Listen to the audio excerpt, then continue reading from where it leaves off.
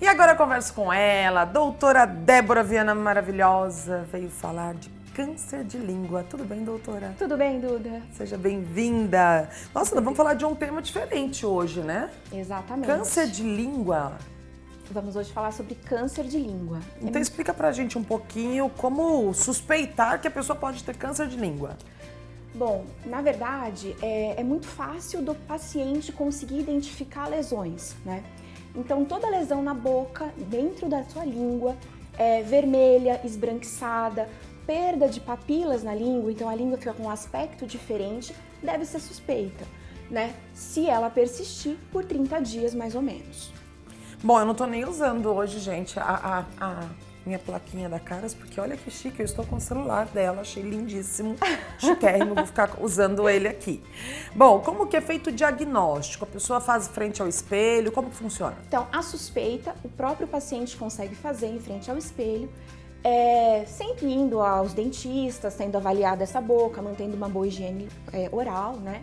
Agora, o diagnóstico, ele é feito pelo cirurgião de cabeça e pescoço, né? Então, é feita uma biópsia dessa lesão, em que a gente vai identificar a presença do câncer, né? E aí, são feitos alguns exames, entre eles tomografia, ressonância e PET-CT.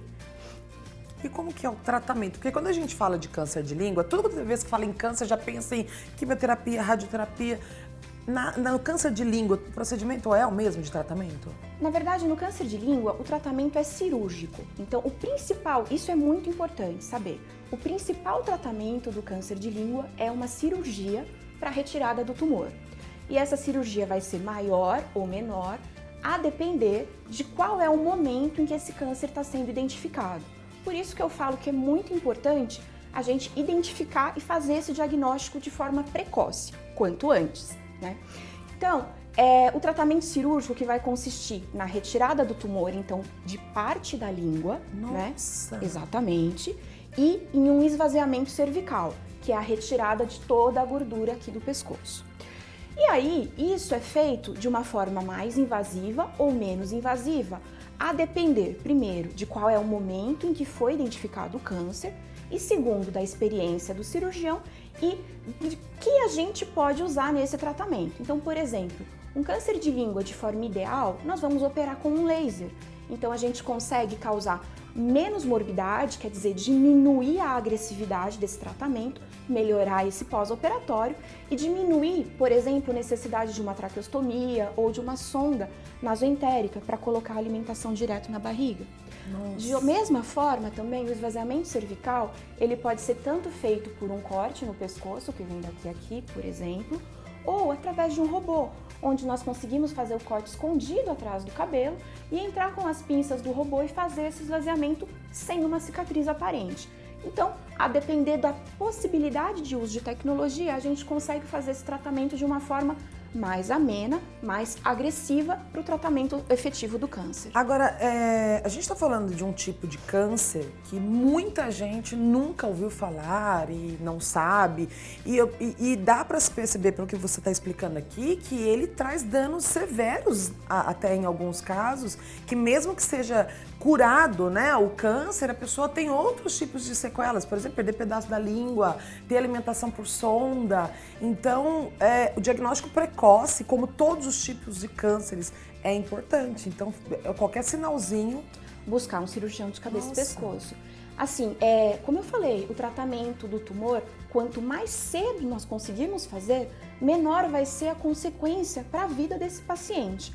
Mas também, mesmo em lesões mais avançadas, nós conseguimos fazer de uma forma que conseguimos dar qualidade de vida para esse paciente. Então, existem retalhos que nós conseguimos fazer para o paciente, quer dizer, reconstruções de língua, para a gente possibilitar uma língua mais móvel, uma volta à ingesta alimentar o mais habitual possível, né? Então, por exemplo, eu dou um exemplo de um paciente, um querido, que eu operei faz 2 semanas, né? Nós precisamos retirar metade da língua dele pelo câncer.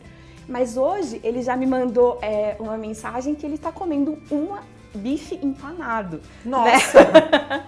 Exatamente. Então ele teve uma reabilitação fantástica. Então o que a gente fez? Nós fizemos uma cirurgia por laser, usamos toda a tecnologia possível. Mas porque foi detectado, né, logo no começo. Detectado mais ou menos no começo, ele já estava num estadio 3, né? Lembrando que perdeu o câncer metade da língua, é de 1 né? a 4 e ele teve que perder metade da língua. Mas mesmo assim, esse querido, ele já me mandou hoje a mensagem, passou por toda uma reabilitação, em 15 dias, foi bem rápido, né? E agora ele já está comendo. Débora, e a fala? A pessoa, como que fica a fala nesse caso? Porque a língua, ela faz parte da A língua, da fala. ela é muito importante na nossa fala. Mas só lembrando que a fala, ela é feita tanto na laringe, né, quanto na boca.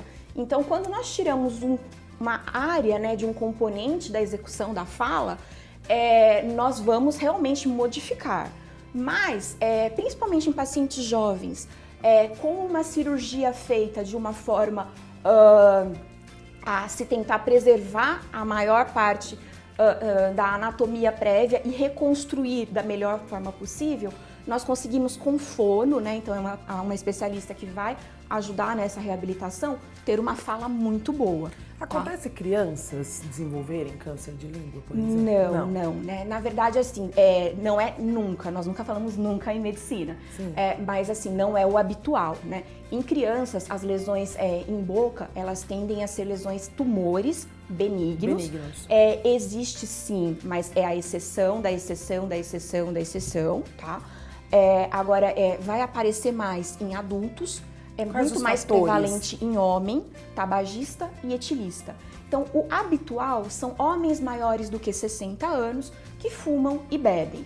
Mas agora, com o advento do HPV, né, que todo mundo já ouviu falar, né, o que acontece? É um vírus que ele ajuda a ter mutação, né, na boca, e aí nós temos um aumento dos cânceres de boca em jovens, então em pacientes em torno de 40 anos, e também um aumento desses cânceres em mulheres também, né? Então era uma doença super mais prevalente em homens mais velhos, tabagistas e etilistas, e agora o que eu tenho encontrado no meu consultório é cada vez mais pacientes jovens, não tabagistas, não etilistas, tá? E mulheres também.